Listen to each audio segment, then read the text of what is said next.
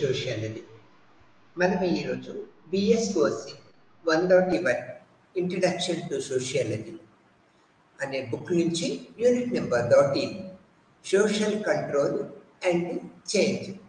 దీన్ని మనం తెలుగులో సామాజిక నియంత్రణ అండ్ మార్పులు అని చెప్తూ ఉంటాం.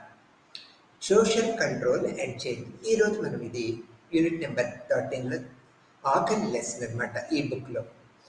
ఈ సోషల్ కంట్రోల్ అంటే సామాజిక నియంత్రణ అంటే అసలు ఏంటి, దానివల్ల సమాజంలో ఎటువంటి మార్పులు జరుగుతున్నాయి అనే దృక్పథాన్ని మనం ఈరోజు తెలుసుకుందాం. ఈ భాగంలో సామాజిక నియంత్రణ గురించి తెలుసుకుంటాం అన్నమాట. మనం ప్రతి సమాజము తన సభ్యుల ప్రవర్తన వివిధ యంత్రాంగాల ద్వారా నియంత్రించడానికి ప్రయత్నిస్తూ ఉంటుంది. సమాజంలో శాంతిని నెలకొల్పేందుకు సామాజిక నియంత్రణ చాలా అవసరం అన్నమాట. ఈ నియంత్రణ లేకుంటే సమాజము ఒక అరణ్యంలాగా తయారవుతుంది, మార్గాన్ని తప్పి సమాజం నడుచుకుంటూ ఉంటుంది. కాబట్టి సామాజిక నియంత్రణ అనేది అనివార్యమైనది. సమాజంలో అన్ని వర్గాలని అనేక రకాల ప్రక్రియ పద్ధతుల ద్వారా నియంత్రణ చేస్తూ ఉండాలి. ఈ సామాజిక నియంత్రణకి అర్థం ఏంటి అనేది ఇప్పుడు తెలుసుకుంటాం. సమాజంలో నివసించే అత్యధిక సంఖ్యాక ప్రజలు కొన్ని లిఖిత అలిఖిత నియమాలను ప్రమాణాలను ఏర్పరచుకొని ఆమోదించినప్పుడే సమాజంలో శాంతి అన్నది నెలకొంటూ ఉంటుంది. అంటే లిఖిత అలిఖిత నియమాలు ప్రమాణాలను ఏర్పరచుకోవటం వల్ల సమాజము సక్రమంగా నడవడానికి వీలవుతూ ఉంటుంది అనేది మనం ఇక్కడ గ్రహించవలసిన విషయం. సామాజికీకరణ తొలి సంవత్సరాలలో అంతర్లీనించుకుంటూ ఉంటారు. ప్రతి ఒక్కళ్ళు తమలో కలుపుకుంటూ ఉంటారు అన్నమాట. మాకు మరొక రకంగా చెప్పాలంటే క్రికెట్ ఆటగాళ్ళు బృందము ఆట నియమాలను రూఢీపరచుకొని అంగీకరించే విధంగా ప్రజలు సామాజిక జీవిత నియమాలను ఖాయపరచవలసి ఉంటుంది అనేది మనం చెప్పుకోవాలి. క్రికెట్ ఆటగాడు ఎలా బంతిని విసిరాలో నిర్ణయించవచ్చు, కానీ అది ఆట నియమాలకి అనుగుణంగానే ఉండాలి అనేది మనం గ్రహిస్తూ ఉంటాం. ఈ విధంగా సామాజిక ప్రమాణాలను కట్టుబడి ఉండటము అన్నది సామాన్యమైన వ్యవహారము. ఇది సమాజంలో జీవితంలో స్థిమితత్వాన్ని క్రమాన్ని చేకూరుస్తూ ఉంటుందన్నమాట. ఉదాహరణకు తీసుకున్నట్లయితే పాలు అమ్మే వ్యక్తి పాలను ప్రతిరోజు ఇంచుమించుగా ఒక నిర్ణీత సమయంలో అందజేస్తూ ఉంటాడు. మనందరికీ ఇది తెలిసిన విషయమే. అట్లా స్థానిక రైలు బలము ఉన్న స్టేషన్కి ఇంచుమించు ఒకే సమయంలో మనల్ని తీసుకువెళ్ళడానికి వస్తుంది అనే విషయం కూడా మనకు తెలిసిన విషయమే. విద్యార్థులు తరగతి గదిలో ఉపాధ్యాయుడు రాగానే లేచి నిల్చుని ఇవన్నీ జీవితానికి సంబంధించిన నియమాలు ప్రమాణాలు నిబద్ధతలుగా ఉదాహరణలుగా చెప్పుకోవచ్చు. ఉదాహరణలు సమాజంలో కొందరు ఈ ప్రమాణాలలో కొన్నిటిని అనుసరించడం అనేది ముఖ్యంగా వేసుకోవాల్సిన ప్రశ్న.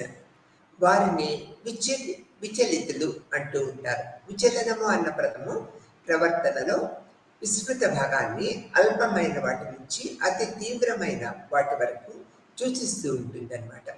అల్పమైన ప్రవర్తన కింద పరీక్షలో మోసగించటము, తీవ్రమైన ప్రవర్తన కింద బ్యాంకులు దోచుకోవటము, ఎవరినన్నా చంపటం మొదలైనవిగా ఉదాహరణగా చెప్పుకోవచ్చు అన్నమాట. సామాజికీకరణ క్రమములో వ్యక్తులు సామూహిక ప్రమాణాలను ఆమోదాన్ని బద్దులయ్యేటట్లు ప్రోత్సహించబడుతూ ఉంటుందన్నమాట.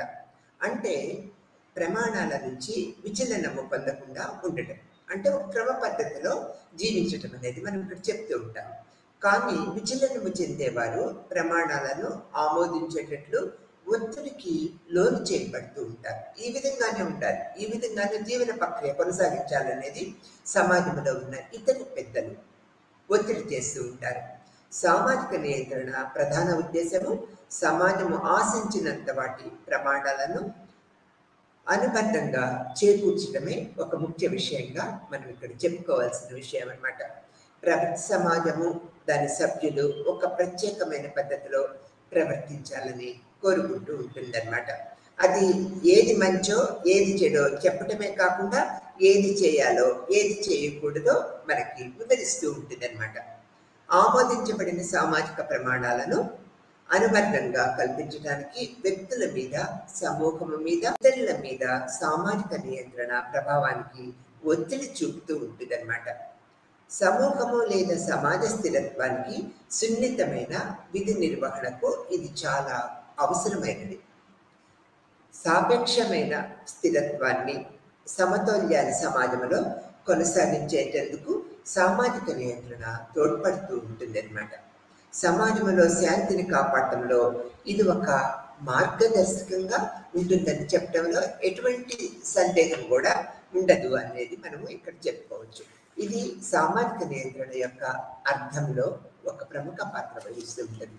నిర్వచనము అంటే సామాజిక నియంత్రణ నిర్వచించాలి అన్నట్లయితే క్రింద పేర్కొన్న కొన్ని ముఖ్య సామాజిక నియంత్రణ నిర్వచనాలను, సామాజిక నియంత్రణ అనే పదము సామాజిక శాస్త్రవేత్తలు చాలా విస్తృత అర్థాలతో వాడుతూ ఉన్నారు. ఫ్రమ్ ది బిగినింగ్ నుంచి కూడా.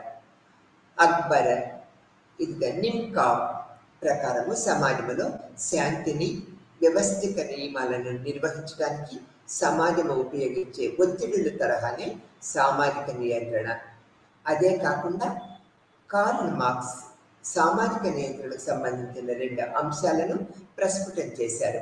ఆయన ప్రకారము సమాజంలో ఒక క్రమాన్ని కొనసాగించేందుకు అనువుగా మానవ ప్రవర్తన ప్రభావితం చేసే ప్రయత్నంలో ఉపయోగించే కొన్ని పద్ధతుల సారాంశమే సామాజిక నియంత్రణ అని చెప్పారు.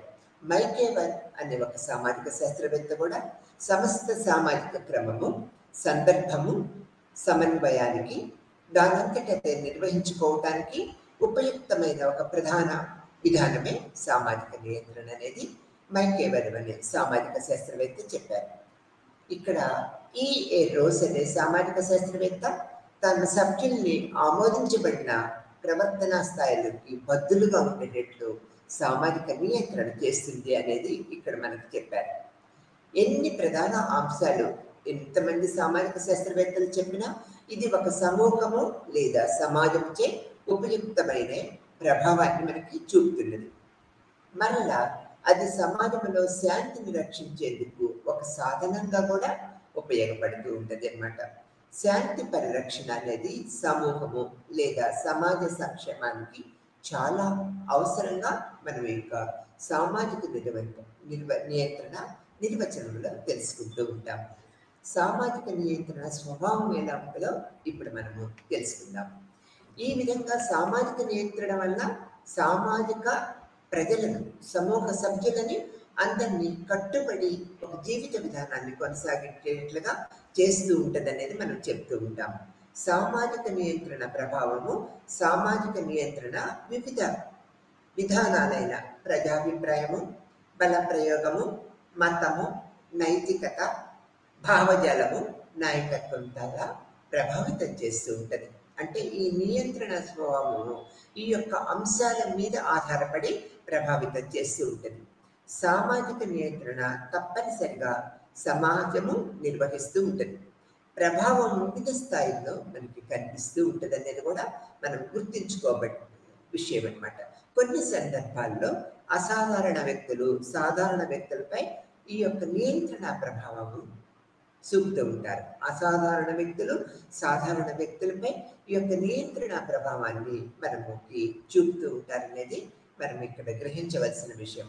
సామాజిక నియంత్రణ వ్యక్తులు, సమూహ వ్యక్తులందరికీ సంక్షేమానికి నిరంతరము ప్రభావం చూపుతున్నది.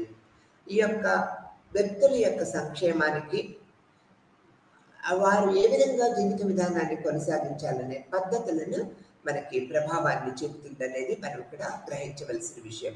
అంటే నియంత్రణ ప్రక్రియలు కనుక లేకపోతే సమాజంలో ఉన్న సభ్యులందరూ కూడా విచ్చలవిడితనము ఏర్పరచుకుంటారు. కాబట్టి అనేక ప్రక్రియా పద్ధతుల వల్ల నియంత్రణ ఏర్పరచడం వల్ల సమాజ సభ్యులందరూ కూడా ఒక ప్రత్యేకమైన జీవన విధానాన్ని క్రమ పద్ధతిలో గడుపుతూ ఉంటారు అనేది సామాజిక నియంత్రణ యొక్క ప్రముఖ ఉద్దేశంగా మనం చెప్పుకోవచ్చు అన్నమాట. అతి ప్రాచీన కాలం నుంచి సమాజము వ్యక్తిపై ఇది ప్రభావాన్ని చూపుతూ ఉంటుంది. ఈ నియంత్రణ ప్రభావాన్ని చూపుతూ ఉంటుంది. సామాజిక నియంత్రణ మానవ సమాజం యొక్క తప్పనిసరైన ఒక అంశముగా మనం గుర్తించుకోవాలి. తర్వాత సామాజిక నియంత్రణ లేనట్లయితే సమాజము తన సభ్యులను నియంత్రించలేదు, కంట్రోల్ తప్పుతారు అన్నమాట వ్యక్తులందరూ. కాబట్టి సామాజిక నియంత్రణ అనేది తప్పనిసరిగా ప్రతి సమాజంలో ఏర్పరచబడి ఉంటుంది. అక్కడ ఉన్న ప్రముఖులందరూ కూడా అధికారిక అనధికారిక పద్ధతుల్లో సమాజ సమూహాన్ని కంట్రోల్ చేస్తూ ఉంటారు. దీనివలన సామాజిక వ్యవస్థ స్థిరత్వాన్ని ఏర్పరచుకుంటూ ఉంటుంది. ఈ యొక్క సామాజిక నియంత్రణ యొక్క ఆవశ్యకత ఏ విధంగా ఉంటుంది అనేది మనం గ్రహించినట్లయితే, వ్యక్తుల మీద సరైన రీతిలో నియంత్రణ అదుపు చేయటమే సామాజిక నియంత్రణ ఒక ప్రముఖ లక్ష్యంగా మనం చెప్పుకుంటూ ఉంటాం. సామాజిక నియంత్రణ అవసరమా? కిమ్ బాల్టెంగ్ ప్రకారము యొక్క సామాజిక నియంత్రణ అవసరమే, కంపల్సరిగా సామాజిక నియంత్రణ ఉండవలసిందే. సమాజము లేదా ఒక సమూహంలో అనుగుణ్యత, సంఘీభావము, కొనసాగింపు లక్ష్యాలతో సామాజిక నియంత్రణ నిరంతరము పనిచేస్తూ ఉంటుంది. సామాజిక నియంత్రణ అనేది అనుగుణ్యతను కల్పిస్తున్నది. సామాజిక నియంత్రణ ముఖ్య లక్ష్యము నేటి ఆధునిక సంక్లిష్ట సమాజాలలో సమూహాలు వివిధ ప్రమాణాలను కలిగి ఉంటాయనేది మనకు తెలియజేస్తూ ఉంటుంది అన్నమాట. దీని ఫలితముగా సమూహాలు వివిధ ప్రవర్తనా రీతుల్ని కలిగి విభిన్నంగా కనిపిస్తూ ఉంటుంది. ఈ విభిన్న ప్రవర్తనా రీతులు సమాజ యొక్క సహజ ప్రక్రియ పద్ధతులని కంట్రోల్ చేస్తూ సామాజిక సభ్యులందరినీ కూడా ఇది ఒక క్రమ పద్ధతిలో ఉండేట్లుగా చేస్తూ ఉంటుంది అన్నమాట. ప్రజల భద్రత, రక్షణ కొరకు ఆలోచిస్తూ ఉంటారు. వారి రక్షణ సమాజ శ్రేయస్సుకి అనుగుణ్యంగా పాటిస్తూ ఉంటారు. ఈ విధంగా సామాజిక నియంత్రణ సామాజిక అనుగుణ్యతని అందిస్తూ ఉంటుంది అనేది మనం గ్రహించవలసిన విషయం. సామాజిక ఐక్యతకి సామాజిక నియంత్రణ ఎంతో దోహదకారిగా ఉంటుంది. ఏకత్వము, ఐక్యతాభావము పెంపొందించడమే సామాజిక నియంత్రణ యొక్క రెండో లక్ష్యంగా మనం చెప్పుకుంటూ ఉంటాం. తర్వాత ఏదో ఒక సమాజము సామాజిక వ్యతిరేక వైఖరులను పెంచుకోవటం ద్వారా సమాజంలో శాశ్వతంగా హానిని కలిగిస్తూ ఉంటాయి. అందుకై సమాజము వివిధ సమూహాలు, సంస్థల మధ్య సహేతుకమైన సంతులనము, సమానత్వము ఏర్పాటు చేయవలసి ఉంటుంది. ఇది ప్రజల్లో విశ్వాసాన్ని పెంపొందిస్తూ ఉంటుంది. తర్వాత పాయింట్కి వచ్చినట్లయితే క్రమబద్ధ నిర్వహణ. సాంఘిక నియంత్రణ, సామాజిక నియంత్రణ సామాజిక స్థిరత్వము, ఐక్యత కోసము మాత్రమే పోరాటం చేయకుండా సామాజిక మనుగడ కొనసాగింపు కోసము నిరంతరము పోరాటం చేస్తూ ఉంటుందన్నమాట. కొనసాగింపు, క్రమబద్ధతలు, సామాజిక భవిష్యత్తుకి ఈ యొక్క సామాజిక నియంత్రణ పునాది వేస్తుంది. వ్యక్తులు సమూహాలను అదుపు చేయటం ద్వారా సమాజము కొనసాగుతూ ఉంటుంది అన్నమాట. సామాజిక నియంత్రణ విధానాలు సంస్కృతిలో భాగంగా ఉండి ఒక తరం నుంచి మరొక తరానికి సంక్రమిస్తూ ఉంటాయి. ఈ విధంగా వివిధ సామాజిక నియంత్రణ విధానాలు సామాజిక మనుగడను అనంతంగా పనిచేసేటట్లు చేస్తూ ఉంటాయి. సామాజిక నియంత్రణ, దీంట్లో స్వయం నియంత్రణ. మనకు వ్యక్తిగతంగా ఒక పద్ధతులను కలిగి ఉండి ప్రతి ఒక్క వ్యక్తి స్వయం నియంత్రణ ఏర్పరచుకొని సమాజంలో ఒక మంచి ప్రవర్తన గల వ్యక్తులుగా గుర్తింపు పొందుతూ ఉంటాం. సామాజిక ప్రమాణాలను, విలువలను అంతర్లీనించుకుంటూ ఉంటాం, మనలో కలుపుకుంటూ ఉంటాం. వాటిని పాటించినప్పుడల్లా అపరాధ భావనకు లోనవుతూ ఉంటాం అన్నమాట. పాటించినప్పుడల్లా అంటే మనం పాటించకుండా ఉన్నాం అనుకోండి, అపరాధ భావనకి లోనవుతూ ఉంటాము. దీన్ని స్వయం నియంత్రణ అంటూ ఉంటాం. ఈ విధంగా వ్యక్తులు తమ ప్రవర్తనపై నియంత్రణ ఏర్పరచుకుంటారు. దీన్ని మనం స్వయం నియంత్రణ అంటూ ఉంటాం. అంటే ప్రతి ఒక్క వ్యక్తి నియమబద్ధమైన జీవితాన్ని ఏర్పరచుకోవటం ద్వారా, స్వయం నియంత్రణ ఏర్పరచుకోవటం ద్వారా సమాజంలో ఒక ప్రత్యేకమైన గౌరవాన్ని కలిగి, ఒక ప్రత్యేకమైన మూర్తిమత్వాన్ని కలిగి సమాజంలో ఇతరులకి ఆకర్షణీయంగా, ఆదర్శనీయంగా ఉంటాడనేది మనం గుర్తుంచుకోవాల్సిన విషయం. అందుకని ప్రతి ఒక్క వ్యక్తి స్వయం నియంత్రణ పద్ధతుల్ని కలిగి ఉండాలి. తర్వాత అంగీకరణ, సామాజిక నియంత్రణ అవినోభావ సంబంధం ఉంటుంది. సాంఘికీకరణలో సామాజిక నియంత్రణ ఒక భాగం అన్నమాట. ఇవి రెండు చాలా సాన్నిహిత్య పరస్పర సంబంధాలను కలిగినవి. సాంఘికీకరణ సాధనాలైన కుటుంబము, పాఠశాల, సమవయస్కుల సమూహము, రాజ్యము, సామూహిక ప్రసార సాధనాలు లాంటి సామాజిక నియంత్రణకు కూడా సాధనాలుగా ఉంటూ ఉంటాయి. అంటే సాంఘికీకరణ ప్రక్రియలో ఇవి ఎలా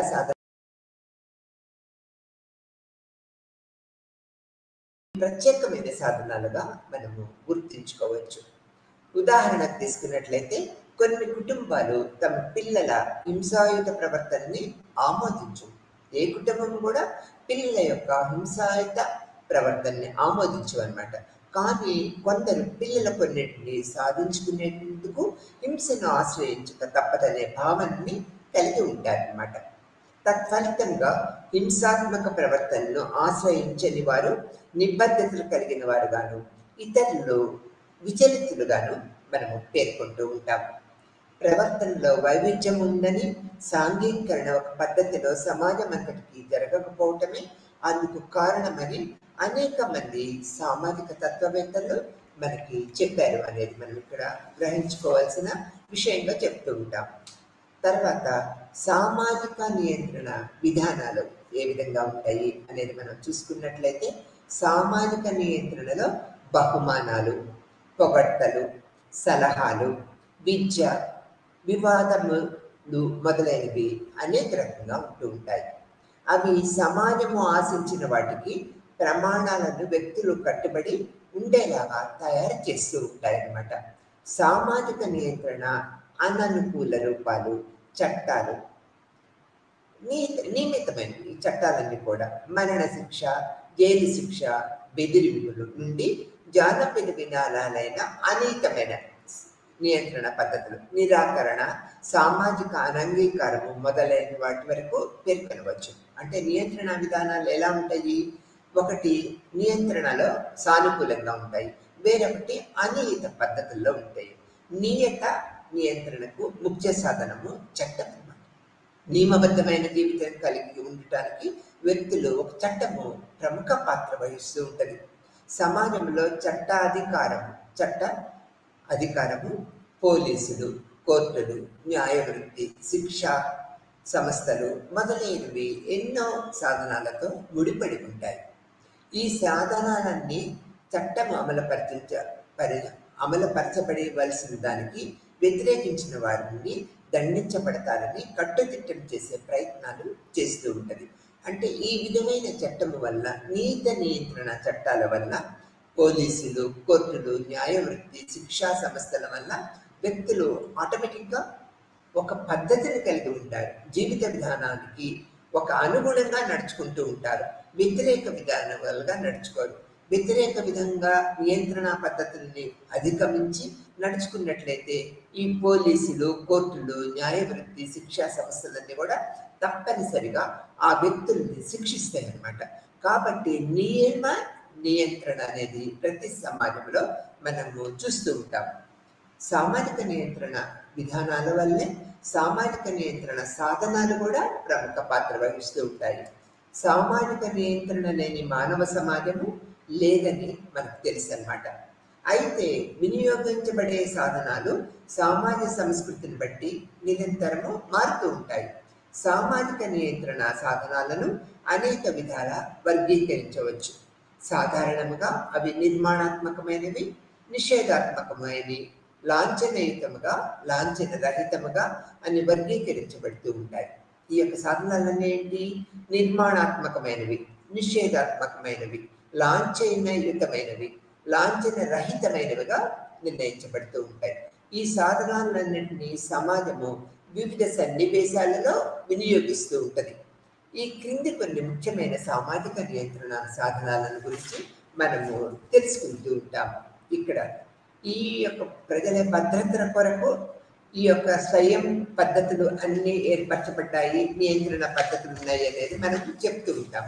ఇక్కడ ఈ సాధనాలలో బృంద నియంత్రణ మొదటగా మనం చెప్పుకుంటూ ఉంటాం. ఇక్కడ బృంద నియంత్రణ అంటే ఏంటి? ప్రతి బృందము తమ సభ్యులను సామాజిక నియమాలకి అనుగుణంగా ఉండేటట్లుగా చేస్తూ ఉంటుంది. ఇది ఒక బృంద నియంత్రణగా మనం చెప్పుకుంటా ఉంటాం. తర్వాత వ్యవస్థ నియంత్రణ అనేది మనం ఇక్కడ చెప్పుకోవాలన్నట్లయితే ఇక్కడ ఏం చెప్తుంది, మొదటి మనుషుల చేత ఏర్పడబడగా రెండవది వ్యక్తుల మీద సమాజము విధించిన సుస్థిర ప్రవర్తన పద్ధతులుగా మనం చెప్పుకుంటాం. ఉదాహరణకు తీసుకున్నట్లయితే మన కుటుంబము ఒక బృందముగా భావించినప్పుడు వ్యక్తులు మన మనస్సులతో మెదులుతూ ఉంటారు. కానీ కుటుంబాన్ని ఒక వ్యవస్థగా భావించినప్పుడు మనము సుస్థిరమైన సాంస్కృతిక పద్ధతులని ఉద్దేశిస్తూ ఉంటాం. వాటి ప్రకారమే నడుచుకోవాలని చెప్తూ ఉంటాం. తర్వాత కుటుంబం కూడా ఒక నియంత్రణ పద్ధతిగా మనం చెప్పుకోవచ్చు. ఎలా అన్నట్లయితే కుటుంబంలో ఉన్న పెద్దలు అంటే ఎవరు, అమ్మ, నాన్న, తాత, తండ్రి, నాయనమ్మ, తాతయ్య, వీళ్ళందరూ కూడా కుటుంబంలోని తదితర వ్యక్తుల్ని కంట్రోల్ చేస్తూ ఎలా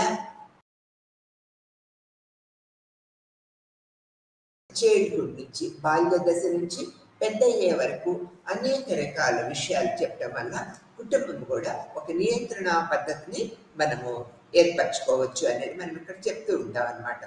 తర్వాత నియంత్రణలో ఈ యొక్క సామాజిక నియంత్రణ పద్ధతుల్లో అనేక రకాలుగా ఉన్నాయి అనేది మనం చెప్తూ ఉంటాం.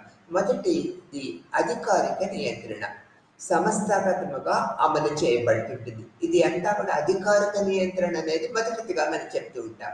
సంస్థాగతముగా అమలు చేయబడుతూ ఉంటుంది. చట్టము, చట్టాలు, ప్రభుత్వము, అధికారులు, నియమాలు, ఇవన్నీ కూడా అధికారిక నియంత్రణ పద్ధతుల్లో సామాజిక నియంత్రణను చేస్తూ ప్రజలని ఒక సక్రమమైన పద్ధతిలో జీవిత విధానము కొనసాగించేట్లుగా చేస్తూ ఉంటుంది అనేది ఈ యొక్క నియంత్రణ రకాల్లో మొదటిదైన అధికారిక నియంత్రణలో మనం చెప్పుకుంటూ ఉంటాం. తర్వాత జేఎస్ రేసే ఈ యొక్క పద్ధతుల్ని చట్టాలను రాజకీయ సంస్థల నుంచి వెలువడే సామాజిక పాలన యొక్క రూపముగా చెప్పారనమాట. రెండో పద్ధతికి వచ్చేటప్పటికి అనధికారిక నియంత్రణ. ఇక్కడ అనధికారిక నియంత్రణలో మనము జానపద మార్గాలు, సాంప్రదాయ విశ్వాసాలు, ఆచారాలు, ప్రజాభిప్రాయం, ఇవన్నీ కూడా ఈ సామాజిక నియంత్రణలో అనధికార నియంత్రణకి ప్రముఖ పాత్ర వహిస్తూ ఉంటాయి. అంటే ఇక్కడ మనము అధికారిక నియంత్రణ చెప్పేటప్పుడు మనం ఏం చెప్పుకున్నాము, చట్టాలు, ప్రభుత్వము, అధికారిక యంత్రాంగము, నియమ నిబంధనలు చెప్పుకున్నాం. వాటి ప్రకారమే అధికారిక నియంత్రణ ప్రకారము జీవన విధానము కొనసాగించాలి. అనధికారిక నియంత్రణ అంటే అధికారులు ఇక్కడ ఎవరు ఉంటారు, ప్రభుత్వానికి వీరికి ఎవరి సంబంధం ఉండదన్నమాట. కాకపోయినా జానపద మార్గాలు, సాంప్రదాయ విశ్వాసాలు, ఆచారాలు సమాజంలో ఉన్న ప్రజల యొక్క అభిప్రాయం ప్రకారము సమాజంలో ఉన్న ప్రజలందరూ కూడా నడుచుకుంటూ ఉంటారు, అతిక్రమించరు.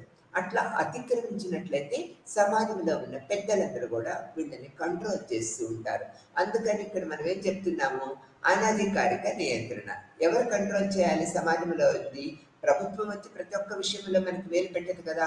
అటువంటప్పుడు సమాజంలో ఉన్న పెద్దలందరూ కూడా, ఆ సమాజంలో ఉన్న పెద్దలందరూ కూడా ఈ యొక్క పద్ధతుల ద్వారా ఈ సమాజంలో ఉన్న సభ్యులని కంట్రోల్ చేస్తూ ఉంటారనేది మనం అనధికారిక నియంత్రణ పద్ధతుల్లో తెలుసుకోవచ్చు. తర్వాత విద్య ద్వారా నియంత్రణ. ప్రతి ఒక్క వ్యక్తులు ప్రస్తుత పరిస్థితుల్లో విద్య కలిగి ఉన్నారు.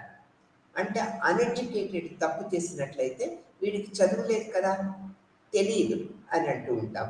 అదే మనం విద్యను కలిగి ఉంటే తెలిసి తప్పు చేస్తే అది క్షమించిన నేరంగా పరిగణిస్తూ ఉంటాం. తర్వాత విద్యని అందరినీ కలిగి ఉండటం వల్ల ఏది మంచి ఏది చెడు అనే దృక్పథాన్ని మనం ఏర్పరచుకోగలుగుతూ ఉంటాం. కాబట్టి ఇక్కడ నియంత్రణ సాధనాలలో ఈ యొక్క విద్య ప్రముఖ పాత్ర వహిస్తుంది. విద్య కలిగి ఉండటం వల్ల ప్రతి ఒక్క వ్యక్తి, స్త్రీ పురుషులు, బాలబాలికలు అందరూ కూడా సమాజంలో విద్య కలిగి ఉండటం వల్ల జ్ఞానాన్ని కలిగి జీవితము ఎలా మలుచుకోవాలి, ఏ విధంగా జీవించాలి, ఏ విధంగా సమాజంలో మన యొక్క ప్రవర్తన ఉండాలి అనేది విద్య ద్వారా గ్రహించగలుగుతారు. విద్య ద్వారా వారిని వారు, ప్రతి ఒక్క వ్యక్తి వారిని వారు పాలిష్ చేసుకుంటారు, మెరుగుపరుచుకుంటారు. ప్రత్యేకమైన గౌరవాన్ని ఏర్పరచుకోవడానికి విద్య అనేది నిరంతరము దోహదం చేస్తూ ఉంటుంది అనేది మనం చెప్పుకోవచ్చు. తర్వాత పబ్లిక్ ఒపీనియన్ ద్వారా నియంత్రణ.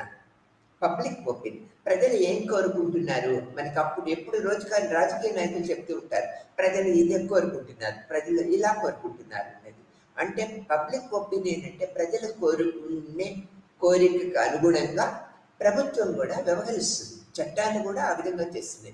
చిన్న ఎగ్జాంపుల్ తీసుకున్నట్లయితే ఈ యొక్క తమిళనాడు గవర్నమెంట్లో ఇక్కడ ప్రముఖ ఫెస్టివల్ ఉన్నది కదా, ఈ యొక్క జంతువులు మీద అది ప్రజలందరూ కోర్టు కూడా దాన్ని చేయడానికి వీలు లేదు అనేది ఉద్భవించింది. కానీ ప్రజల కోరికకు అనుగుణంగా ఆ ఫెస్టివల్ని ఆమోదించింది అనమాట. అట్లా ఈ విధంగా పబ్లిక్ ఒపీనియన్ కనుక ఇష్టము, పబ్లిక్ ఎక్కువ ఆమోదయోగ్యంగా ఉంటే చట్ట సవరణ కూడా చేసి ప్రజల యొక్క కోరికల్ని పబ్లిక్ ఒపీనియన్ ద్వారా మనం తీర్చవచ్చు. తర్వాత పబ్లిక్ ఒపీనియన్, ఇతని చెడ్డ వ్యక్తి అనేది కనుక పబ్లిక్ అంటే ప్రజలు కనుక నిర్ధారిస్తే రౌడీ ఉంటాడు ఒక వ్యక్తి సమాజంలో. ప్రజలందరూ ఏకీభవించినట్లయితే అతనికి ప్రజల అభిప్రాయం ప్రకారం శిక్ష విధించవచ్చు అనేది ఈ పబ్లిక్ ఒపీనియన్ ద్వారా నియంత్రణ అనేది ఒక గుడ్ ఎగ్జాంపుల్గా చెప్పుకోవచ్చు. ప్రచార నియంత్రణ మనకు చూడండి, ఎలక్షన్స్ వచ్చినప్పుడు దొంగ ఓట్లు వేయకూడదు, అట్లా వేస్తే శిక్షార్హము, డబ్బులు ఇవ్వకూడదు, అట్లా చేస్తే ఇది శిక్షార్హము అనేది అనేక రకాలుగా చెప్తూ ఉంటాం. ప్రచారము ద్వారా కూడా ప్రజలని జ్ఞానాన్ని పెంచి మంచి చెడులు తెలియపరచడం.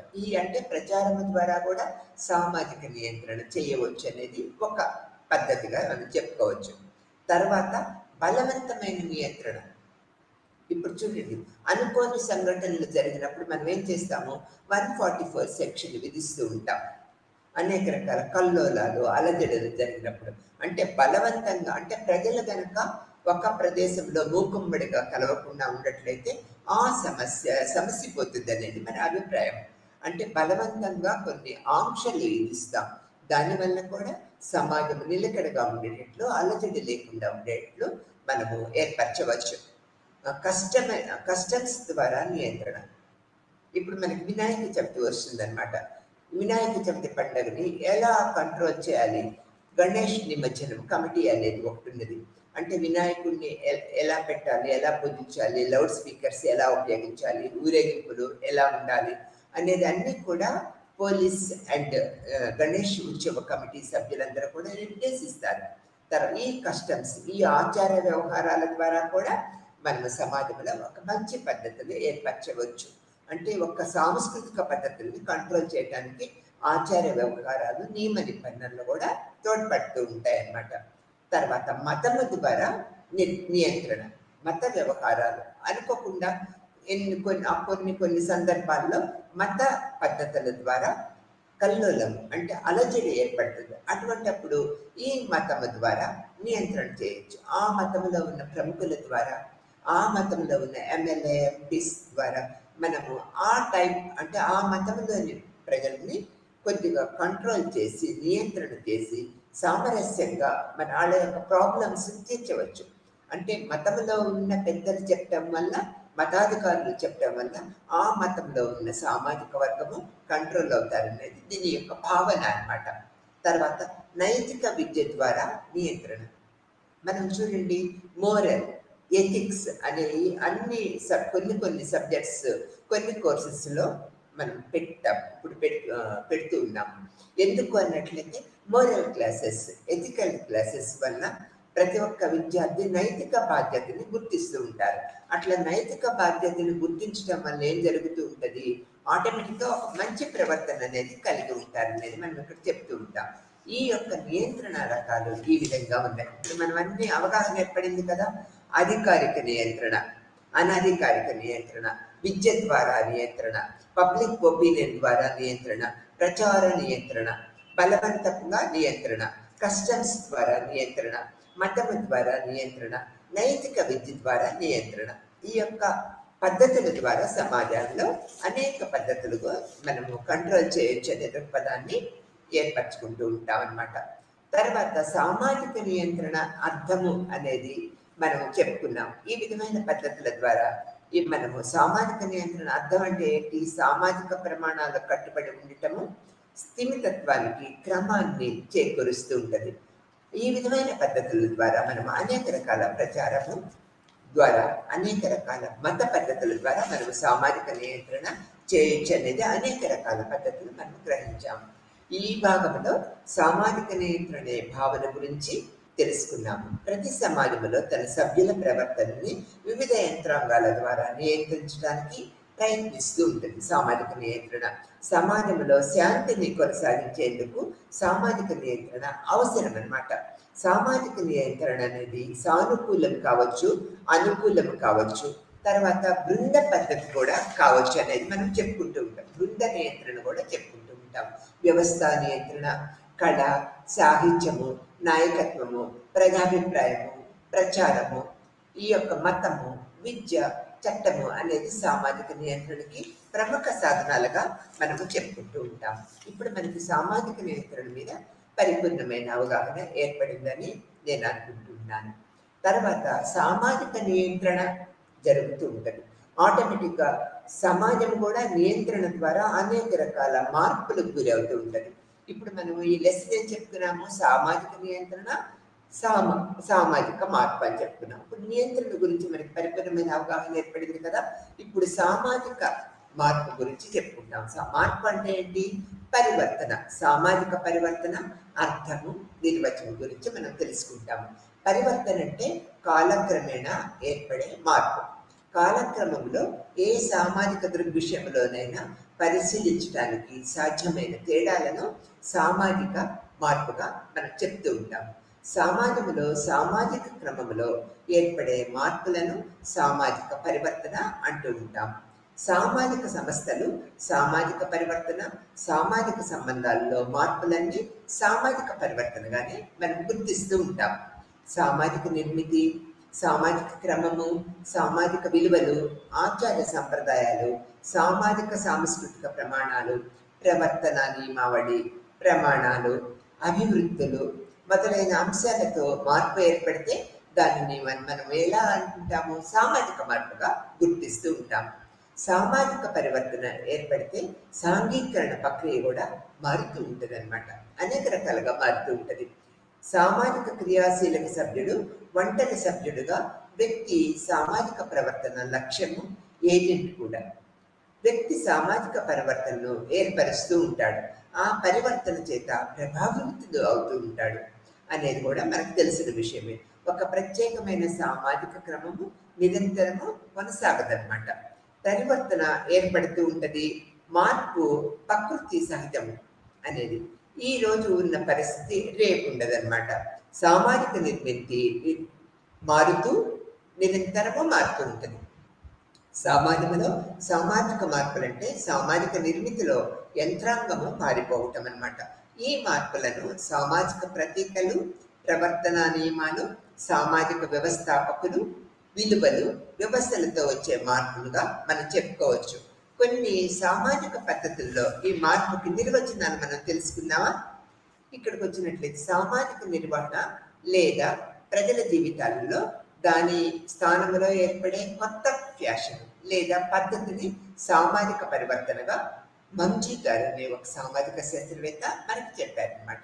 తర్వాత గిల్లెన్ అండ్ గిల్లెన్ యొక్క సామాజిక శాస్త్రవేత్తల ప్రకారము భౌతిక పరిస్థితుల్లో కానీ, సాంస్కృతిక అంశాలలో కానీ, జనాభా కూర్పులో, తాత్విక సిద్ధాంతాలలో, నవ్య కల్పనలకు, విస్తరణలకు ఫలితముగా అంగీకరించబడిన జీవిత విధానాల్లో ఏర్పడిన మార్పులే సామాజిక మార్పులుగా మనం చెప్తూ ఉంటాము.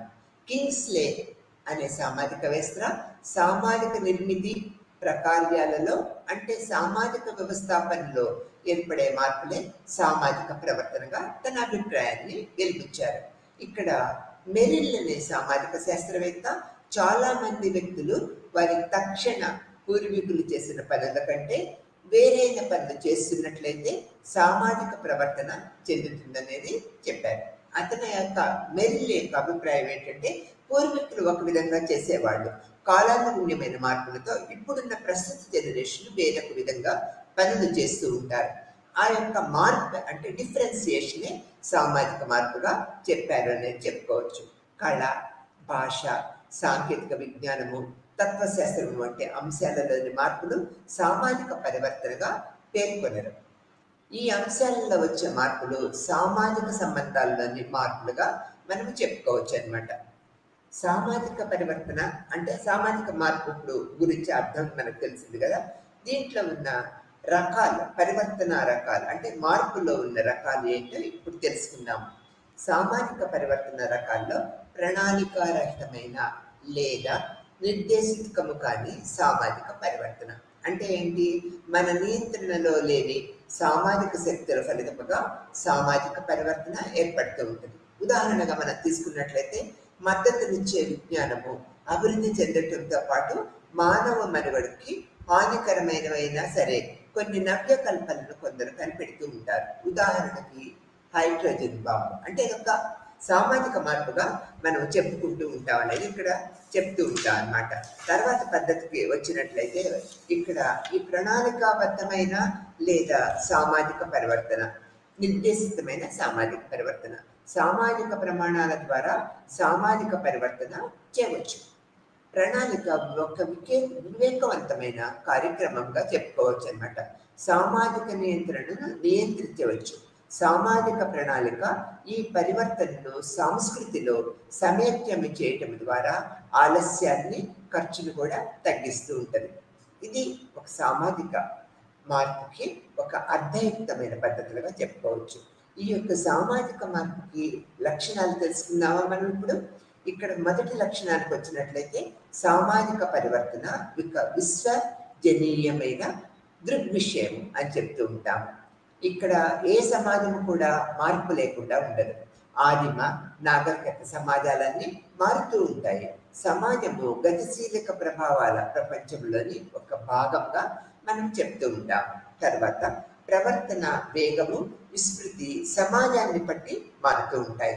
కొన్ని అతి వేగంగా మారుతూ ఉంటాయి, మరికొన్ని మెల్లిగా మారుతూ ఉంటాయి. అంటే మార్పు అనేది నిరంతరం జరిగే ఒక ప్రక్రియగా మనం ఇక్కడ గుర్తించుకోవచ్చు. తర్వాత సామాజిక పరివర్తన అంటే సాముదాయిక పరివర్తన. ఇందుట్లో ఏమీ లేదనమాట. సామాజిక పరివర్తన అంటే సాముదాయిక పరివర్తన, మొత్తం సముదాయ జీవితాన్ని ఏర్పడిన మార్పుని సామాజిక పరివర్తనగా, సామాజిక మార్పుగా మనం చెప్పుకుంటూ ఉంటాం. తర్వాత పాయింట్కి వచ్చినట్లయితే సామాజిక పరివర్తన వేగము ఒకే విధంగా ఉండదు, మార్పు చెందుతూ ఉంటుంది. ఫర్ ఎగ్జాంపుల్ తీసుకున్నట్లయితే ఇప్పుడు చూడండి, మనం ఫ్రమ్ ది బిగినింగ్ డేస్లో BA, BCom, BSc చదువుతున్నాం. ఇప్పుడు ఆ యొక్క సబ్జెక్ట్స్కి, ఆ యొక్క కోర్సెస్కి మనం అంత ప్రాధాన్యత ఇవ్వము అనమాట. ఇప్పుడంతా కూడా కంప్యూటర్ బేస్డ్ నాలెడ్జ్. అంటే ఇక్కడ చూడండి, సామాజిక పరివర్తన వేగవంతంగా ఉండదు. ఒక్కొక్క పరిస్థితుల్లో వేగవంతంగా ఉంటుంది, ఒక్కొక్క పరిస్థితుల్లో నెమ్మదిగా జరిగిపోతూ ఉంటుంది. From the beginning computer education ఏర్పరిచినప్పుడు అందులో చేరడానికి ఇది కష్టమైన దృక్పథాన్ని ఏర్పరచుకునేవారు విద్యార్థులు. ఇప్పుడు ఇది నెసెసిటీ అనే దృక్పథాన్ని ఏర్పరచుకొని అందరూ దీంట్లో చేరుతూ ఉన్నారు. ఇది ఒక మార్పుగా మనం చెప్పుకోవచ్చు. తర్వాత సామాజిక పరివర్తన స్వభావము వేగకాలంతో ముడిపడి ఉంటాయి. సామాజిక పరివర్తన స్వభావము వేగకాలంతో ముడిపడి ఉంటాయి. అంటే ఇక్కడేంటి, సమాజంలోని వివిధ కాలాలలోని వేర్వేరుగా ఉంటాయి అనేది అర్థము. తర్వాత సామాజిక పరివర్తన యోగము యుగాన్ని బట్టి, అంటే ఆ యొక్క ప్రదేశాన్ని బట్టి, కాలాన్ని బట్టి మారుతూ ఉంటాయి అనేది మనము చెప్పుకోవచ్చు. తర్వాత సామాజిక పరివర్తన ప్రకృతి సహజమైనది. మారుతున్న అవసరాలను తీర్చడానికి సామాజిక పరివర్తన తప్పనిసరి అనే దృక్పథాన్ని మనం ఏర్పరచుకుంటూ ఉన్నాము. సామాజిక పరివర్తన ఖచ్చితంగా ఊహించడానికి అసాధ్యమైనది. తర్వాత సామాజిక పరివర్తనలో గొలుసు లాంటి ప్రతిక్రియల క్రమము ఉంటూ ఉంటుందన్నమాట. ఉదాహరణకు తీసుకున్నట్లయితే పారిశ్రామికీకరణ కుటుంబము ఉత్పత్తి వ్యవస్థను నాశనం చేసింది. దీంతో స్త్రీలు ఇంటి నుంచి ఫ్యాక్టరీలకి, కార్యాలయాలకి పని కోసం పోవటం ప్రారంభించారు. స్త్రీలు ఉద్యోగం చేయటాన్ని పురుష సామ్యం నుంచి వారు స్వేచ్ఛ పొందటానికి భావించడం ఫలితముగా వారి అభివృద్ధిలో, భావాలలో మార్పులు ఏర్పడ్డాయి. దీన్ని ఒక ఉదాహరణగా మనం చెప్పుకోవచ్చు. తర్వాత పాయింట్కి వచ్చేటప్పటికి వివిధ రకాల మధ్య పరస్పర చర్యల ఆధారంగా సామాజిక పరివర్తన ఏర్పడుతూ ఉంటుంది అనేది మనకి ఒక పాయింట్గా చెప్పుకోవచ్చు. తర్వాత సామాజిక పరివర్తన సాధారణంగా సవరణలు చేస్తూ ఉంటాయి. కొత్త అంశాన్ని పాత వాటి స్థానంలో పెట్టడము నిరంతరం జరుగుతూ ఉంటుంది అనేది మనము ఇక్కడ గ్రహించవలసిన విషయం. తర్వాత సామాజిక పరివర్తనలో అనేక రకాల కారకాలు ఉన్నాయి. జైవిక కారకాలు, భౌతిక కారకాలు, సాంకేతిక కారకాలు, సాంస్కృతిక కారకాలు. సాంస్కృతిక విలంబన కూడా ఒక ప్రత్యేకమైన పాత్ర వహిస్తూ ఉంటుంది. ఇక్కడ మొదటిది ఈ యొక్క పరివర్తన కారకాలలో తీసుకున్నట్లయితే జైవిక కారకాలు. ఆ ప్రదేశంలోని చెట్లు, జంతువులు, మానవులు ఈ 2 అంశాలుగా మనము పేర్కొనవచ్చు. తర్వాత ఈ తన సంస్కృతి నిర్ణయించిన విధానాల మేరకు ఉపయోగించుకుంటూ ఉంటారు. చెట్లను వైద్యం కోసం ఉపయోగించడంలో భారత వైద్య విజ్ఞానము ఫ్రమ్ ది బిగినింగ్లో ఎక్కువ ప్రాముఖ్యత ఏర్పడింది. తర్వాత అనేక రకాల మార్పులు జరుగుతూ ఉన్నాయి. జనాభా పరిణామము, కూర్పుల్లో ఏర్పడిన మార్పులు ఎంతగానో ప్రభావితం చేస్తూ ఉంటాయి. వివాహము, కుటుంబము, వ్యవస్థల్లో ఎన్నో మార్పులు ఏర్పడ్డాయి అన్నమాట. గత 100 ఏళ్లుగా చాలా దేశాలలో జనాభా అతి వేగంగా పెరుగుతూ ఉంటుంది. అంటే జనాభా పెరిగినప్పుడు కూడా ఈ మార్పులు విపరీతంగా అంటే ఎక్కువగా జరుగుతూ ఉంటాయి. వారికి అనుగుణ్యంగా జనాభా పెరుగుదలకు అనుగుణ్యంగా ఈ యొక్క మార్పులు చేర్పులు జరుగుతూ ఉంటాయి. జనాభా పెరుగుదలకు చూడండి, నిరుద్యోగిత, బాల కార్మికుల సమస్య, యుద్ధాలు, పోటీ, సింథటిక్ వస్తువుల ఉత్పత్తి వంటివి సమస్యలుగా ఏర్పడ్డాయి. నగరీకరణ, వృద్ధుల శాతం పెరగటము, వివాహము, విడాకులు, భార్యాభర్తల సంబంధాలు, పిల్లల తల్లిదండ్రుల మధ్య సంబంధాలు, పిల్లల పెంపకం తీరు, ఇంట్లో తల్లి పరిస్థితి, కుటుంబ ఆర్థిక స్వయం ప్రతిపత్తి కూడా ఈ మార్పులుగా చెప్పుకోవచ్చు.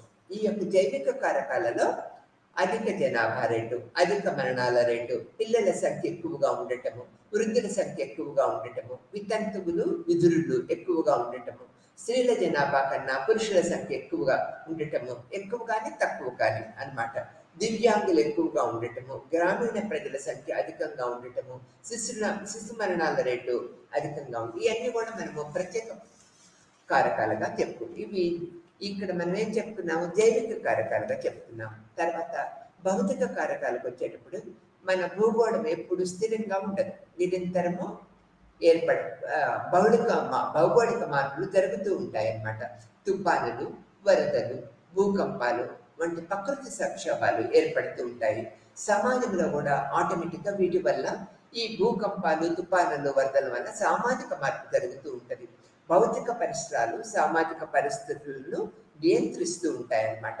చాలా సందర్భాలలో భౌతిక పరివర్తన ఫలితంగా సామాజిక పరివర్తన ఏర్పడుతుందని భావించినప్పటికీ భౌగోళిక పరిసరము చాలా వరకు మానవ నిర్మాణం కాబట్టి సామాజికంగా నిర్ణయించబడినవే అని చెప్తూ ఉంటాం. ఇవి భౌతిక కారకాలుగా మనం చెప్తూ ఉంటాం సామాజిక మార్పులు. తర్వాత సాంకేతిక కారకాలకి ఒక ప్రముఖ పాత్ర వహిస్తున్నది సామాజిక మార్పులు. ఎలా ఉన్నట్లయితే ఉత్పత్తి సాంకేతిక మార్పులు, మన అభిరుచులు, నమ్మకాలు, సాంప్రదాయాలు సాంకేతిక ప్రగతిలో పోయి ఉంటాయన్నమాట. పారిశ్రామిక యుగంలో స్త్రీల అంతస్తు, స్త్రీల యొక్క ఉద్యోగ పరిస్థితులు, అనేక రకాల పరిశ్రమలు, వ్యవసాయము, ఆరోగ్య రంగాలను ఉపయోగించటము వల్ల కొత్త సేవా కార్యక్రమాలు ఏర్పడుతూ ఉంటాయి. జీవన పరిమాణాలు పెరగటము, వర్గ నిర్మితులు, వర్గ ప్రమాణాలు రూపాంతరీకరణ చెందటము, మధ్య వర్గాలలో పెరుగుదల, ఇవన్నీ కూడా ఈ యొక్క సాంకేతిక కారకాల వల్ల జరుగుతూ ఉంటాయి. వ్యవసాయ సాంకేతికతలో వచ్చిన మార్పులు గ్రామీణ సముదాయాలు మార్పులు వేస్తూ ఉంటాయన్నమాట. తర్వాత ఎరువులు కనిపెట్టడము, వ్యవసాయ ఉత్పత్తి పెరగటము, గ్రామీణ ప్రజల జీవన ప్రమాణం కూడా పెరుగుతూ ఉంటుంది అనేది మనం ఇక్కడ చెప్పుకోవచ్చు. తర్వాత ఆర్థిక జీవనంపై ఈ యొక్క సామాజిక మార్పు ఏ విధంగా జరుగుతుందంటే, కుటుంబం నుంచి పరిశ్రమ విడిపోయింది, నగరాల పరిశ్రమ కేంద్రీకరణం అయిపోయాయి, పెట్టుబడి విధానానికి దారితీసింది, జీవన ప్రమాణాలు పెరిగాయి, శ్రమ విభజన ప్రత్యేకీకరణ ఏర్పడ్డాయన్నమాట. ఆర్థిక మాధ్యమం, నిరుద్యోగిత, పారిశ్రామిక వివాదాలు, ప్రమాదాలు, రుగ్మతలు ఏర్పడ్డాయి, కార్మిక సంఘ ఉద్యమాలకి దారితీసింది, వైట్ కాలర్ ఉద్యోగస్తుల మధ్య వర్గాన్ని సృష్టించింది. ఇవన్నీ కూడా ఆర్థిక జీవనంపై మార్పుకి చెప్పుకోవచ్చు. సామాజిక జీవనంపై కూడా ఈ సామాజిక మార్పు ఎంతో ప్రభావాన్ని ఏర్పరిచింది. సామూహిక జీవితం క్షీణించింది, వైయక్తికవాదం పెరిగింది, నగరాలలో గృహ వసతి మెరుగు వాళ్ళ సమస్యలు ఏర్పడ్డాయి, వినోద వాణిజ్య కార్యక్రమాలు పెరిగినాయి, కుల వ్యవస్థలో అంతరాలు వంతెన కట్టిందని చెప్పుకోవచ్చు, మానసిక సంఘర్షణ, రుగ్మతలు పెరిగాయి, వినియోగవాదానికి దారితీసింది. తర్వాత రాజ్య ప్రభావము సామాజిక మార్పుపై ఏ విధంగా ఉన్నదనేది మనం తీసుకున్నట్లయితే, కుటుంబం నిర్వహించే ఎన్నో విధులు రాజ్యానికి బదిలీ అయిపోయాయని చెప్పుకోవచ్చు. రాజ్యంపై ఒత్తిడి, సమూహ ప్రభావం పెరిగింది. స్థానిక ప్రభుత్వాల నుంచి కేంద్ర ప్రభుత్వానికి నిధులు బదలాయించబడినాయి. స్థానిక ప్రభుత్వాల నుంచి కేంద్ర ప్రభుత్వాల యొక్క అధికారాలు పెరిగినాయన్నమాట. జాతీయత యొక్క ఆటంకాలు ఏర్పడ్డాయి. ప్రజాస్వామ్యం అన్ని దేశాల ప్రభుత్వ రూపాన్ని మార్పు చేసింది. రాజ్యం సెక్యులర్ లక్షణాలను ఏర్పరచుకున్నది. బ్యూరోక్రసీ పరిణామము అధికారము పెరిగింది. ఈ విధంగా కూడా కాకుండా ఈ మతపరమైన జీవితం పై కూడా ఈ ప్రభావం పెరిగిందనేది మనం చెప్పుకోవచ్చు. ఎలా అన్నట్లయితే, మతపరంగా కూడా భారతీయ జనతా పార్టీ ఉన్నది. అనేక రకమైన మతపరమైన కార్యక్రమాలతో జీవన విధాన పరిస్థితులు కొన్ని మార్పులు సంతరించుకున్నాయని మనము చెప్పుకోవచ్చు ప్రస్తుత వ్యవస్థలో. తర్వాత ఈ సామాజిక ప్రవర్తన ఈ విధంగా జరుగుతూ ఉంటుంది అనేది మనం గ్రహించాం కదా. ఇప్పుడు సామాజిక పరివర్తన సిద్ధాంతాలను మనం తీసుకున్నట్లయితే, ఈ యొక్క పరిణామ సిద్ధాంతాలు, సమతౌల్య సిద్ధాంతాలు, సంఘర్షణ సిద్ధాంతాలు, తర్వాత చక్రీయ సిద్ధాంతాలు అనేవి ఇందులో సామాజిక మార్పుకి ఎంతో దోహదం చేస్తూ ఉంటాయనేది మనం చెప్పుకోవచ్చు. సామాజిక మార్పుకి ఈ సిద్ధాంతాలన్నీ ఎంతో మూలాధారమైనవిగా చెప్తూ ఉంటాం. ఈ పరిణామ సిద్ధాంతాన్ని తీసుకున్నట్లయితే, సమాజ శాస్త్రము పరిణామ సిద్ధాంతంతోనే ప్రారంభమైంది. 19వ శతాబ్దంలో జీవశాస్త్రాల నుంచి డార్విన్ యొక్క జీవ పరిణామ సిద్ధాంతం నుంచి ఎన్నో అంశాలు పరిణామ సిద్ధాంతము తీసుకున్నది. సమాజము సామాన్యమైన దాని నుంచి సంక్లిష్టమైన దశకు శాఖీయంగా పరిణామం చెందుతుందనే అభిప్రాయం ఏర్పరచుకున్నది. ఉదాహరణకు మనం తీసుకున్నట్లయితే, ఇక్కడ మనం ఏం చెప్పుకోవాలి అన్నట్లయితే, అన్ని సమాజాలు మతపరమైన, ఆది భౌతికమైన, శాస్త్రీయమైన దశ గుండా ప్రయాణిస్తున్నాయని అగస్ట్ కొంటే అనే సామాజిక శాస్త్రవేత్త పేర్కొన్నారు. చట్టాలపై ఆధారపడిన సంబంధాల నుంచి ఒప్పందము సంబంధాల వైపు ఏకశాఖీయంగా సమాజము పరిణామం చెందుతుందనేది హెన్రీ మెయిల్ కూడా వివరించారనమాట. ఇక్కడ బార్బరిజం అంటే నుంచి నాగరికత వైపు సమాజాలు ప్రయాణిస్తూ ఉన్నాయనేది మనం గ్రహించవలసిన విషయము. హెర్బర్ట్ స్పెన్సర్ని మనం తీసుకున్నట్లయితే, పరిణామము సాంప్రదాయాన్ని అవలంబిస్తుంది. స్పెన్సర్ సమాజాన్ని జీవితంలో పోల్చి చూసి అనేక రకాల అభిప్రాయాన్ని వెలిగించారు. తక్కువ శ్రమ విభజన గల సమాజాల నుంచి ఎక్కువ శ్రమ విభజన కల సమాజాలుగా పరిణామం చెందుతున్నాయని ఈ యొక్క హెర్బర్ట్ స్పెన్సర్ వర్ణించారు. ఈ సిద్ధాంతం ప్రకారము మానవ సంస్కృతి మొత్తము సామాన్యత నుంచి సంక్లిష్టపు వైపు పయనిస్తూ ఉంటుందనేది మనం చెప్పుకోవాల్సిన విషయం. ఉదాహరణకు తీసుకున్నట్లయితే, సమాజము మరణాల రేటును ఆరోగ్యము, పరిశుభ్రత విధానాల ద్వారా నియంత్రించగలిగితే దానికి ప్రత్యక్ష సామాజిక వర్ణానికి కారణంగా మనం చెప్పుకోవచ్చు అన్నమాట. తర్వాత సమతౌల్య సిద్ధాంతాలకు మనం వచ్చినట్లయితే, సమతౌల్య సిద్ధాంతము సమస్థితి ఇక్కడ ప్రధాన భావన. ఈ భావనను జీవన శాస్త్రాల నుంచి గ్రహిస్తూ ఉన్నామన్నమాట. ఈ భావన ప్రకారము ఏ జీవి అయినా అంటే మనగలగాలంటే, అంటే జీవించాలంటే తన అంతర్గత పరిస్థితులలో గరిష్ట సమతౌల్యత సాధించాలన్నమాట. తర్వాత ఈ పదము ఒకే రకంగా ఉండే స్థితిని సూచిస్తూ ఉంటుంది. అంటే ఎప్పుడు కూడా ఒకే రకమైన జీవన విధానాన్ని కలిగి ఉంటుంది అనేది సూచిస్తూ ఉంటుంది. సామాజిక విశ్లేషణకు సంబంధించిన నిర్మితి ప్రకార్యాల విధానము ఒక సమతౌల్య సిద్ధాంతమే.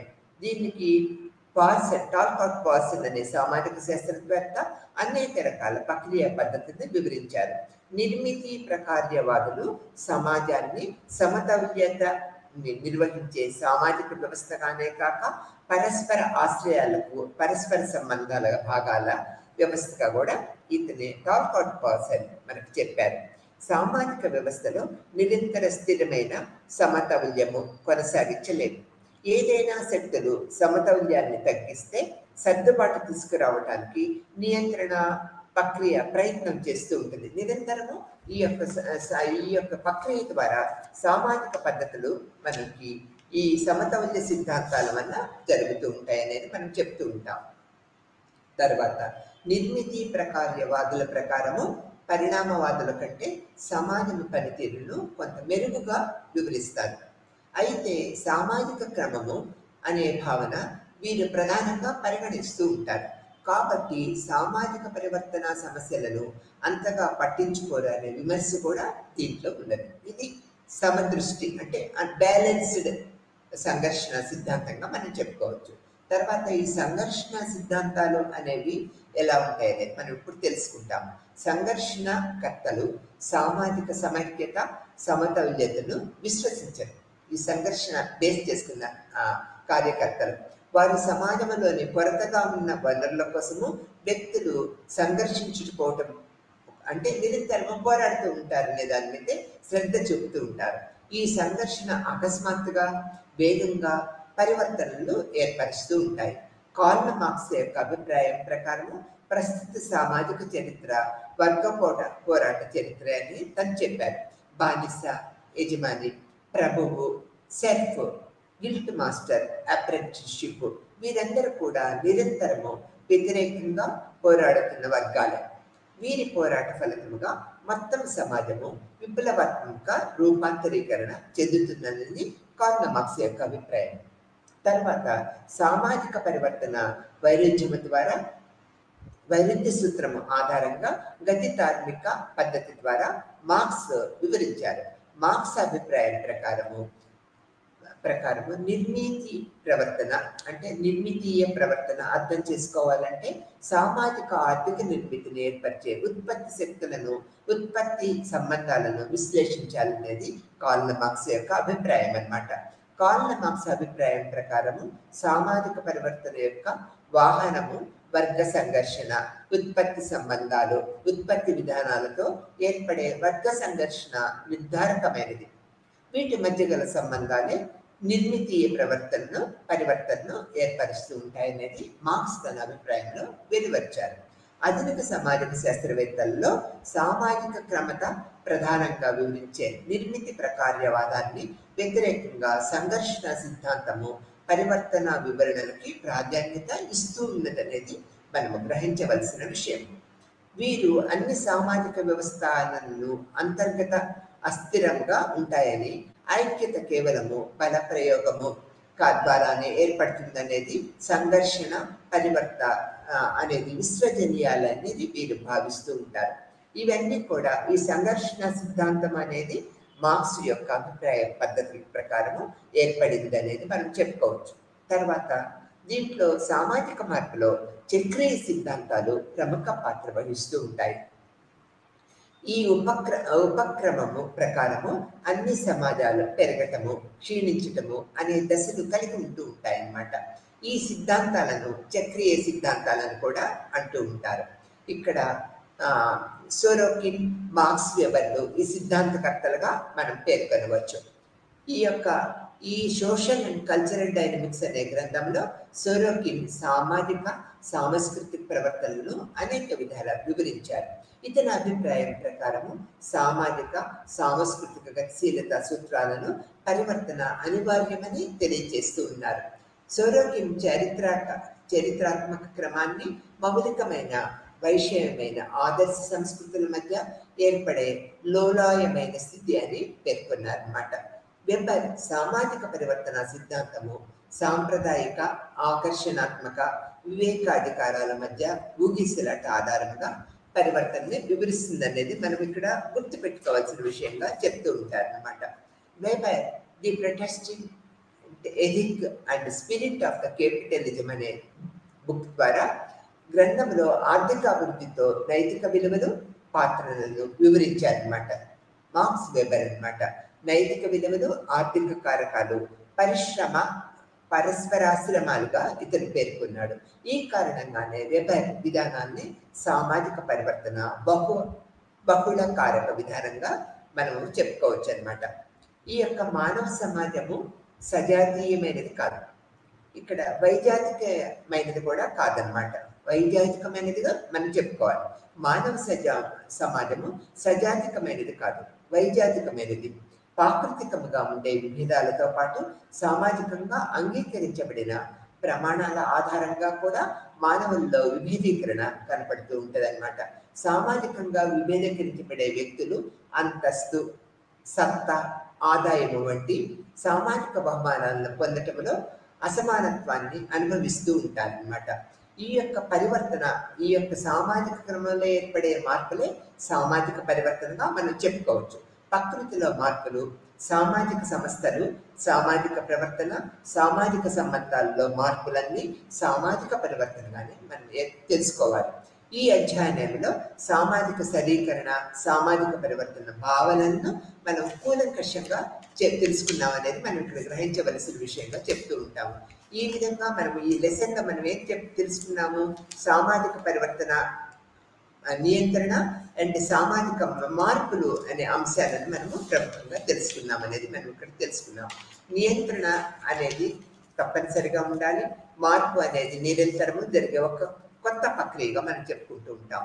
సమాజం నియంత్రణ కనుక లేకపోయినట్లయితే విపరీతమైన విచలితమైన మార్పులు, అంటే అతి వేగవంతమైన మార్పులను ఏర్పరచుకుంటుంది. కాబట్టి సామాజిక నియంత్రణకి పెద్ద పీట వేస్తూ ఉంటాం సామాజిక శాస్త్రంలో. ఎందుకనంటే సమాజంలో ఉన్న సభ్యులు, ప్రజలు అందరూ కూడా ఒక క్రమబద్ధమైన జీవిత విధానాన్ని కలిగి ఉండాలంటే సామాజిక నియంత్రణ చట్టబద్ధంగా కానీ, అధికార నియంత్రణతో కానీ, లేకపోతే అనధికార నియంత్రణతో కానీ, విద్య ద్వారా కానీ, పబ్లిక్ ఒపీనియన్ ద్వారా కానీ, ప్రచార నియంత్రణతో కానీ, బలవంత నియంత్రణతో కానీ, కస్టమ్స్ ద్వారా నియంత్రణతో కానీ, మత ద్వారా నియంత్రణతో కానీ, నైతిక విద్య ద్వారా నియంత్రణతో కానీ ఒక నియంత్రణ పద్ధతులు కనుక ఏర్పరచబడ్డట్లయితే సమాజంలోని సభ్యులందరూ అస్తవ్యస్తంగా తయారవుతారు. సమాజ జీవనం కూడా గాడి తప్పుతుందన్నమాట. కాబట్టి ఈ విధమైన పద్ధతుల్లో అధికారిక నియంత్రణ, అనధికారిక నియంత్రణ పద్ధతుల్లో సమాజంలోని ప్రజలని జీవిత విధానాన్ని మనం కట్టడి చేయవచ్చు. ఒక క్రమబద్ధమైన జీవిత విధానాన్ని కొనసాగేటట్లు మనం చేయగలుగుతాం ఈ నియంత్రణ పద్ధతుల వలన. లేకపోతే సమాజంలో అనేక రకాల మార్పులు, అంటే వేగవంతమైన మార్పులు గురి అయినట్లయితే సమాజం చిందిన వందరగా తయారవుతుంది. వ్యక్తుల జీవితాలు కూడా దానికి అనుగుణంగా మార్పులు చేర్పులు జరిగి ఒక క్రమ పద్ధతిని తప్పుతూ ఉంటాయన్నమాట. ఇప్పుడు చూడండి, వివాహ వ్యవస్థ, కుటుంబ వ్యవస్థలో ఎన్నో మార్పులు వచ్చింది. ఎందుకని? ఆ నియంత్రించే పెద్దలు లేకపోవటం, వృద్ధులు లేకపోవటం అనేది చెప్పుకోవచ్చు. ఆ వృద్ధులు కనుక ఈ యొక్క కుటుంబ వ్యవస్థలోని వారిని కంట్రోల్ చేసినట్లయితే వివాహ వ్యవస్థలో, కుటుంబ వ్యవస్థల్లో ఈ మార్పులు అంత తొందరగా చోటు చేసుకోవాలన్నమాట. కానీ ఆ నియంత్రణ మార్పులు వేగవంతంగా జరగడానికి ఇక్కడేంటి? అనధికారిక నియంత్రణ లేకపోవటం అని చెప్తూ ఉంటాం. ఈ యొక్క అధికారిక నియంత్రణ ఎలా ఉంటుంది? గాడి తప్పిన ప్రజల్ని ఒక క్రమ పద్ధతిలో ఏర్పరచడానికి అధికారిక నియంత్రణ పద్ధతులన్నీ కూడా కంట్రోల్ చేస్తూ ఉంటాయి అనేది మనం చెప్తూ ఉంటాం. ఈ విధమైన పద్ధతులు లేకపోతే సామాజిక వ్యవస్థ అంతా కూడా చింతెరబందరగా తయారవుతూ ఉంటుంది. కాబట్టి అధికారిక నియంత్రణ పద్ధతులు, అనధికారిక నియంత్రణ పద్ధతుల వల్ల సామాజిక వ్యవస్థను, సామాజిక నిర్మితిని సుస్థిరమైన పద్ధతిలో, ఒక క్రమ పద్ధతిలో నడిచేటట్లుగా మనం చేయగలుగుతూ ఉంటాం. ఇది నియంత్రణ యొక్క పద్ధతి యొక్క ప్రాముఖ్యత. సామాజిక మార్పు అంటే సమాజం నిరంతరము మార్పు గురవుతూ ఉంటుంది, గురవ్వాలి. లేకపోతే సమాజం ఎక్కడ వేసిన గోడ అక్కడే ఉన్నట్లుగా ఉంటూ ఉంటుంది. ఈ సామాజిక మార్పు కాలానుగుణ్యంగా నిరంతరము మార్పు గురవుతూ ఉంటుంది. ఈ యొక్క మార్పు అనేది అభివృద్ధి పథంలోకి తీసుకువెళ్ళేటట్లుగా ఉండాలి. అంతేకాని సామాజిక మార్పు జరుగుతూ ఉంటుందని మన యొక్క నియమ నిబంధనలు, ప్రమాణాలు, విలువైన జీవిత విధానాన్ని చెడగొట్టుకోకూడదు. కానీ కాలానుగుణ్యమైన మార్పు జరుగుతూ ఉండాలి. విద్య ద్వారా, పారిశ్రామికీకరణ ద్వారా, ఆధునీకరణ వల్ల, ప్రపంచీకరణ వల్ల ఈ విధమైన మార్పులు జరుగుతూ ఉంటాయి. దీనివల్ల ఏంటి? వ్యక్తిగత అభివృద్ధి, సామాజిక అభివృద్ధి యొక్క, అంటే సామాజిక అభివృద్ధితో పాటు ప్రభుత్వాలు, రాజ్యాలు కూడా అభివృద్ధి పథంలో ముందుకు వెళుతూ ఉంటాయి. సస్యశ్యామలంగా తయారవడానికి సామాజిక మార్పు అనేది నిరంతరమైనది. నూతన దృక్పథాన్ని, ఇన్నోవేషన్ మెథడ్స్, అంటే సామాజిక పద్ధతుల్లో అనేక మార్పులు జరగటం వల్ల, అనేక రకాల పద్ధతుల్లో సమాజం మార్పు జరగటం వల్ల సమాజం ముందడుగు వేయగలుగుతూ ఉంటుంది. కాబట్టి ఈ లెసన్ ద్వారా మనం ఏం తెలుసుకున్నాము అన్నట్లయితే, నియంత్రణకు ఎంత ప్రాముఖ్యత ఇచ్చామో సామాజిక మార్పు కూడా అంత ప్రాముఖ్యత ఇచ్చాము. ఈ నియంత్రణ సమాజ ప్రజలను కట్టడి చేస్తే, మార్పు సామాజిక జీవిత విధానాన్ని అభివృద్ధి పథంలోకి తీసుకువెళ్ళి వ్యక్తిగత జీవితాన్ని మెరుగుపరిచి సమాజము అనేది సుస్థిరముగా, శాంతియుతముగా, ఆధునికమైన జీవిత విధానాన్ని సంతరించుకొని రాజ్యం యొక్క అభివృద్ధి పదములకి జీవితం కూడా అభివృద్ధి పదములోకి తీసుకువెళ్తుంది. అందుకని సామాజిక నియంత్రణ ఎంత ముఖ్యమైనదో సామాజిక మార్పు కూడా అంత ముఖ్యమైనదని ఈ యూనిట్ వల్ల, ఈ లెసన్ వల్ల మనం తెలుసుకున్నాం.